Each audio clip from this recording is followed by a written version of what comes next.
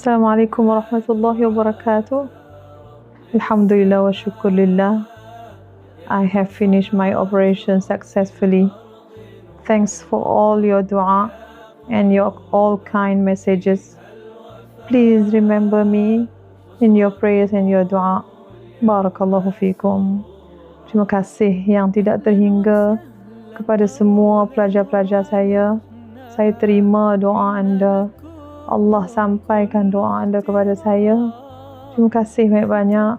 Saya perlukan lagi doa anda. Jangan lupa saya dalam doa anda. Barakallahu fikum. أطمئنكم بأن تمت عملية بنجاح، ولكن ما زلت في حالة متعبة، والآن لازم أبقى في المستشفى حاليا. وجزاكم الله خير.